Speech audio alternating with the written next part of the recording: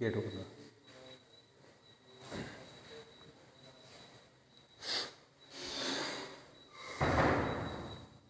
Respected parents and dear students,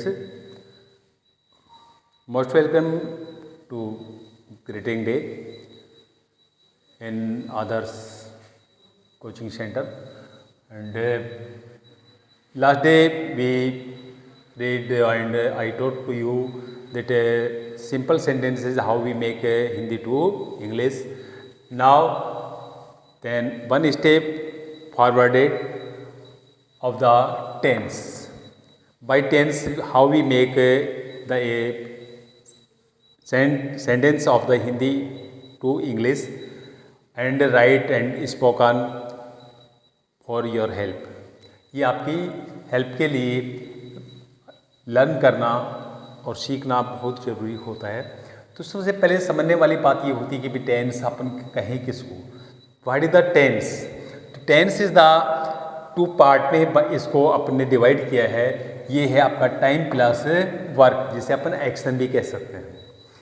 तो time को divide करना और वर्क को भी डिवाइड करना पड़ेगा अपन को।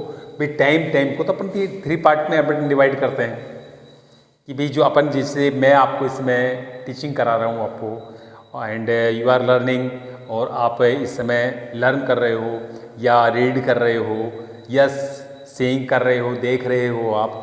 तो ये टाइम जो चल रहा है इस समय का वो आपका है प्रेजेंट टाइम का। So we say that it is the present. Next last day I taught to you, जो मैंने आपको पढ़ाया था तो वो चला गया किसमें, आपका पास्ट में। और आने वाले समय के लिए यदि अपन कोई अपनी योजना या अपने किसी कार्य के बारे में यदि कोई कहा जाता है तो उसको हम क्या कहेंगे, फ्यूचर। इससे आगे तो हम और इस टाइम को और मोर देन पार्ट्स में हम इसको डिवाइड नहीं कर सकते। इसको ओनली वी डिवाइडेड, यानी इसको बांट सकते हैं कितने पार्ट में, 3 पार्ट्स में, present, past and future. Next इसका सेकंड डिपेंड करता है वर्क के ऊपर, कि जो वर्क है उसको हम किस प्रकार से उसको डिवाइड करते हैं। जैसे मैंने आपको एग्जाम्पल के रूप में दिया हुआ है, मैं आपको पढ़ाता हूँ, बट मैंने ये बात निश्चित नहीं कर रखी है कि कब पढ़ाता हूँ, कब तक पढ़ाता हूँ, कि कब पढ़ा रहा हूँ, ठीक है। यानी इसका start and last are not now we, so we say that. जैसे अपन को कोई बात निश्चित होता है पता, तो हम उसे कहते हैं ये तो भाई बात डेफिनेट है, निश्चित है, बट ये निश्चित नहीं है, ठीक है ना। So we say that it's opposite definite of the, we say that indefinite. तो वी से दैट हम कह सकते हैं कि ये जो सेंटेंस है हिंदी का वो है इनडेफिनेट में है। नेक्स्ट सेंटेंस में मैंने आपको सामने लिखा है कि भी मैं आपको पढ़ा रहा हूँ, यानी मेरा जो वर्क है वो कंटिन्यू प्रोग्रेसिव है, चल रहा है, ठीक है। तो वो कंटिन्यूटी जो है, इसलिए हम इसको बता सकते हैं कि भाई ये जो वर्क है वो क्या है, कंटिन्यूअस, ठीक। नेक्स्ट आ रहा है आपका मैं आपको पढ़ा चुका हूँ। किसी चैप्टर के बारे में बताऊँ मैं आपको कि भाई मैंने आपको मैंने आर्टिकल्स के बारे में पढ़ा चुका हूँ। तो मेरा वो जो आर्टिकल का जो चैप्टर था वो इट इज फिनिश्ड, वो समाप्त हो चुका, यानी वो वर्क मेरा, यानी मैंने मेरे वर्क को कंप्लीट कर दिया है, उस वर्क को परफेक्ट हो गया, निश्चित हो गया। तो so we say that perfect sentence. Next मैं आपको 1 घंटे से पढ़ा रहा हूँ। ये वैसे तो ज़बरदस्ती से बनाया गया है 4th पार्ट को, कि भाई इसमें क्या है, भाई कंटिन्यूटी भी बनी हुई है और आपका 1 घंटे का समय भी इसमें निकल चुका है, ठीक है ना। जैसे मैं आपको पढ़ा रहा हूँ और पढ़ा रहा हूँ तो कितने समय से पढ़ा रहा हूँ, 1 घंटे से पढ़ा रहा हूँ। 1 घंटे का टाइम तो मेरा कंप्लीट हो चुका है, वो तो परफेक्ट में चला गया। बट आफ्टर देन अभी वो काम यानी वर्क क्या है, कंटिन्यूटी में चल रहा है। So I say that this sentence is in perfect continuous. तो क्या हम पर टेंस को कितने पार्ट में अपन डिवाइड कर देंगे? प्रेजेंट को 4 पार्ट में डिवाइड करेंगे, present indefinite, present continuous, present perfect, present perfect continuous. तो क्या हम पास्ट के भी इतने ही पार्ट में डिवाइड करेंगे? यस, श्योर करेंगे, क्योंकि पास्ट का क्या हो जाएगा, पास्ट को भी इसी प्रकार से डिवाइडेशन कर देंगे, इसी को इसी साथ में ऐसे लेंगे। यदि मान है के स्थान पर अपन क्या कौन सा वर्ड आ जाएगा आपका? थे आ गया। क्योंकि नॉर्मल लैंग्वेज में अपन बता देते हैं भाई किसी क्रिया के अंत में क्या है, ता है, ती है, ते है, ठीक है ना। और आपका रहा है, रही है, रहे हैं, और आपका रहा, रही और के साथ में समय और साथ में आ गया, तो हम उसको प्रेजेंट के साथ में अपन उसको indefinite, continuous, perfect, perfect continuous में डिवाइड नॉर्मल लैंग्वेज में लेके चले जाते हैं। नहीं, ये अपन लोकल लैंग्वेज से अपन कह सकते हैं। पास्ट का भी उसी प्रकार से होगा। यदि मान लो थे वर्ड लास्ट में आ गया तो पास्ट इंडेफिनिट है, पास्ट कंटिन्यूअस है, पास्ट परफेक्ट है और past perfect continuous. They are future के भी इतने ही भाग होंगे आपके, future indefinite, future continuous, future perfect and future perfect continuous. So we say that 4 + 4 + 4 is equal to 12 part of the tense are here. यहाँ पर हैं कितने भाग हो गए अपने? 12 पार्ट्स हो गए हैं, ठीक है। अब अपन देखते हैं कि यदि ये तो अपने हिंदी से है कि भाई हिंदी के आधार पर अपन ने इसको इस प्रकार से बांटा है। अब यदि कोई सेंटेंस इंग्लिश में यदि दे देता है, हम उसको कैसे सिग्निफाइड करें कि भाई ये प्रेजेंट में है, ये पास्ट में है, फ्यूचर में, और प्रेजेंट है, पास्ट में, फ्यूचर में तो है, लेकिन एक कौन से पार्ट में है? इंडेफिनेट में, कंटिन्यूअस में, परफेक्ट में, परफेक्ट कंटिन्यूअस में। तो भाई यदि हमें टाइम के बारे में मालूम करना है कि भाई ये प्रेजेंट में, पास्ट में, फ्यूचर में, इसके लिए तो देखते हैं हम किसको? हेल्पिंग वर्ब को देखते हैं। यदि हेल्पिंग वर्ब आपके आ गई do, does, present indefinite. Helping verb आ गई is, am, are, present continuous, ये प्रेजेंट से रिलेटेड है। और हेल्पिंग वर्ब आ गई आपके हैज या हैव, तो प्रेजेंट परफेक्ट। इसी प्रकार से इनकी सेकंड फॉर्म लेते हैं। डू डज की सेकंड फॉर्म होती है डिड होती है, इज, एम, आर की सेकंड फॉर्म वाज वर होती है, और हैज की सेकंड फॉर्म क्या होती है आपके? हैड होती है।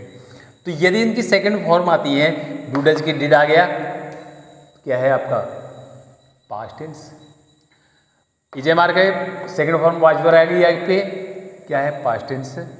हैज की सेकंड फॉर्म आ गई हैड, तो कौन सा टेंस है भाई? पास्ट। और इसका तो भाई इजीली है। फ्यूचर में तो स्टार्टिंग से हेल्पिंग वर्ब सेल और विल चलती है और लास्ट तक चलती रहती है, इसके साथ में कुछ ना कुछ है हेल्पिंग वर्ब और अदर ऐड कर दिया जाता है इसमें। अभी ये तो हो गए, चलो हमने उससे वर्ड को, सेंटेंस को देख करके सींग करके हमने उसको आइडेंटिफाई कर दिया कि ये क्या है भाई आपका प्रेजेंट है, पास्ट एंड फ्यूचर है। वो टाइम में अपन उसको डिवाइडेशन कर दिया। बट अभी अपन को ये बताना है कि भाई कौन से जो आपका वर्क है वो कौन से पार्ट में है, आपका इंडेफिनेट में है, कंटिन्यूअस में, परफेक्ट में, परफेक्ट कंटिन्यूअस में। इसके लिए देखना पड़ता है अपन को वर्ब, जिससे वर्ब अपन how many part of the verb? There are mostly 3 part, first form, second form and third form. जैसे आईएनजी फॉर्म और फिफ्थ फॉर्म आ जाती है आपके, ऐसे येस भी लगा हुआ रहता है। सो भी से दैट है, जैसे मेन वर्ब की फर्स्ट फॉर्म, मेन वर्ब की second form and main verb की थर्ड फॉर्म। इससे हम सिग्निफाइड करेंगे क्या कि वो कौन सा वर्क का कार्य हो रहा है, यानी नेक्स्ट कॉन्सेप्ट ऑफ वर्क। यदि मेन वर्ब की फर्स्ट फॉर्म आती है तो वो है इंडेफिनेट। जैसे प्रेजेंट इंडेफिनेट में कई बार क्या लग जाता है, ऐसे ईएस भी लगा हुआ मिल जाता है, वो सब्जेक्ट के ऊपर डिपेंड करता है। पास्ट इंडेफिनेट में सेकंड फॉर्म आती है, but as soon as we negative and interrogative sentences we make, then helping verb we use did, so second form change into the first form. And future tense there we use only verb की, main verb की first form use करते हैं। तो indefinite में तो हमने verb से पहचाना कि मेन वर्ब की फर्स्ट फॉर्म मोस्टली आती है। यदि मेन वर्ब की फर्स्ट फॉर्म के साथ में आपके क्या लगा हुआ मिलता है, आईएनजी आता है, so we say that it is the continuous tense. जैसे present continuous, present perfect continuous, past continuous, past perfect continuous, future continuous and future perfect continuous. So all parts of the continuous are depend on the continuous होते हैं. वो किस पे depend करेंगे? Main verb की first form plus ing. और जैसे ही अपन as soon as we see the main verb की first form plus ing, so we say that it is the continuous tense. And helping verb को देख करके हम बता सकते हैं कि कौन से टेंस का ये कंटिन्यूअस है. ठीक है. नेक्स्ट आता है, यदि आपके पास में मेन वर्ब की थर्ड फॉर्म आ जाती है किसी सेंटेंस में, सीधा सा है, कोई इसमें हिचकाने की जरूरत है नहीं, no hesitation, that we say that the sure perfect. वो कौन सा पार्ट है आपका? परफेक्ट का है. It mean that this work finished and done. वो कार्य क्या हो चुका है? खत्म हो चुका है. So we say that perfect. Next for example में के रूप में मैं आपको बताता हूँ, जैसे he does not understand English. He does not understand English. मैंने अभी आपको ये क्लियर नहीं किया कि भाई मैंने कौन से टेंस से इसको लिया है. ठीक, मैंने ये भी आपको नहीं किया कि कौन से टेंस के कौन से पार्ट से लिया गया है इसको. तो इसको हम यदि इंग्लिश का सेंटेंस इस प्रकार से अपन को मिलता है तो हम उससे पहले हम ये देखेंगे प्रेजेंट का है, पास्ट का है, फ्यूचर का है. तो उसके लिए हम क्या किसको देखेंगे? हेल्पिंग वर्ब को देखेंगे. तो यहाँ अपन को हेल्पिंग वर्ब क्या मिल रही है? डज. डज यहाँ पे अपने पहले अंडरस्टैंड वो कर लिया था, सिग्निफिकेंट कर लिया था. क्या है? डू और डज क्या है? आपका प्रेजेंट टेंस है. अभी मैं इसकी बात नहीं कर रहा हूँ भी वर्ब की, अंडरस्टैंड. ठीक है. ये आगे नेक्स्ट उसमें बताऊंगा मैं आपको. तो इसमें है भी प्रेजेंट डेफिनेट जो होता है, तो प्रेजेंट डेफिनेट का हम यूज कहाँ पर करते हैं, प्रयोग कहाँ पर करते हैं, कौन से सेंटेंस मेकिंग करने के लिए करते हैं, वो मैं आपको बता रहा हूँ कि जो प्रेजेंट इंडेफिनेट का जो प्रयोग किया जाता है, ये यूज किया जाता है, वो वर्तमान में आदतें बताने के लिए, अपना शेड्यूल बताने के लिए और अपना रूटीन बताने के लिए किया जाता है. और इसका वैसे नॉर्मल लैंग्वेज में मैं आपको बताऊँ, इससे वैसे मैं आपको बता रहा था कि इस तरह से होता है. तो ये indefinite continuous, perfect and perfect continuous होता है. और यदि अपन local language and easy language में इसको लेकर के चलना चाहते हैं, सो वी से दैट भी किसी क्रिया के अंत में क्या मिलेगा? ता है, ती है, ते है. So we say that it is a present indefinite. Simple, no hard language. So अब इसका स्ट्रक्चर आता है कि जो अफर्मेटिव सिंपल सेंटेंस जो बनाया जाता है वो किस प्रकार से बनाते हैं अपन. उसमें सबसे पहले रखा जाता है आपका सब्जेक्ट, काम का करने वाला. ठीक है. जैसे अपन ने इसी में अभी लिया था कि मैं आपको पढ़ाता हूँ. ठीक है. इसी की इंग्लिश और बना करके देखेंगे. मैं आपको पढ़ाता हूँ. ठीक है. प्लीज मेन वर्ब की फर्स्ट फॉर्म में, और उसके साथ में दे दिया एस या ई एस प्लस, उसके बाद में आ गया ऑब्जेक्ट. अब यहाँ पर हम देख रहे हैं भी मेन वर्ब की फर्स्ट फॉर्म तो है, बट ब्रैकेट में आपके दिया हुआ है यहाँ पर एस या ई एस. ऐसे ई एस लगाना है या नहीं लगाना है, यहाँ पर हम देखेंगे कि इसको सब्जेक्ट को देखेंगे. यहाँ सब्जेक्ट सिंगुलर है, बट वो कौन सा है? थर्ड पर्सन है. फर्स्ट पर्सन सेकंड पर्सन नहीं है, बट थर्ड पर्सन है. और वो भी क्या है? सिंगुलर है. अब आप कहेंगे सर आई भी सिंगुलर होता है. आई सिंगुलर होता है बट थर्ड पर्सन नहीं होता. आई फर्स्ट पर्सन होता है, वो थर्ड पर्सन नहीं होता है. सो भी हम यूज नहीं कर सकते उसके साथ में एस या ई एस को. तो थर्ड पर्सन सिंगुलर कौन होते हैं? ही, सी, इट. ठीक है ना. और यह किसी का नाम आ जाए तो हम उसको कह सकते हैं वो फर्स्ट थर्ड पर्सन क्या है? सिंगुलर है. उस समय हम क्या कर सकते हैं? एस या ई एस का यूज करें. अब यहाँ भी फिर कंफ्यूज आ गया कि एस का यूज करें या ई एस का यूज करना है. तो यदि उस समय देखेंगे हम मेन वर्ब की फर्स्ट फॉर्म, इसका लास्ट जो अल्फ़ाबेट है, यदि उसका last alphabet S, double S, S S, C H, X या ओ हो, तो हम उसके साथ में ई एस का यूज करेंगे, अदरवाइज एस का. और अन्य अदर सेंटेंसेस के साथ में हम एस या ई एस का यूज़ नहीं करेंगे, ओनली वर्ब की फर्स्ट फॉर्म ही आएगी। अब जैसे मैंने आपको ये लिखा था, मैं आपको पढ़ाता या मैं आपको इंग्लिश पढ़ाता, अंग्रेजी और जोड़ दो इसमें, ठीक है ना। तो मैं क्या लिखूँगा, पहले सब्जेक्ट आएगा ना, सब्जेक्ट कौन है भाई, पढ़ाने वाला कौन है, मैं हूँ, ठीक है। तो मैं को इंग्लिश में क्या कहेंगे अपन, इंग्लिश में आई, ठीक। उसके बाद में दे रखा है मेन वर्ब की फर्स्ट फॉर्म, वर्ब क्या है, पढ़ाता हूँ, पढ़ाना क्या होता है, टीच, फर्स्ट फॉर्म टीच होती है एंड सेकंड और थर्ड फॉर्म टॉट होती है। तो अपन तो फर्स्ट फॉर्म में लेके आएंगे टीच, आई टीच, किनको, आपको, आई टीच टू यू, ये आपका ऑब्जेक्ट है, आई टीच टू यू, मैं आपको पढ़ाता, या I teach English subject to you, I teach mathematics to you, I teach EVS to you.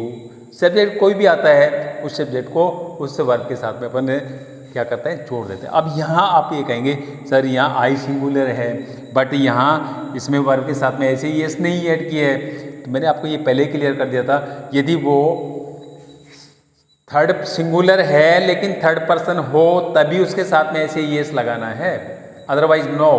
तो आई यहाँ है सिंगुलर, बट ये थर्ड पर्सन नहीं है, ये फर्स्ट पर्सन है।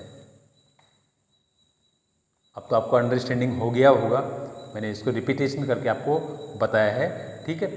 तो इसके लिए आपको मोर थैंक्स ऑल ऑफ यू। तो प्लीज़ आपका भी एक वर्क बनता है कि आप इसको लाइक एंड सब्सक्राइब करें। More thanks.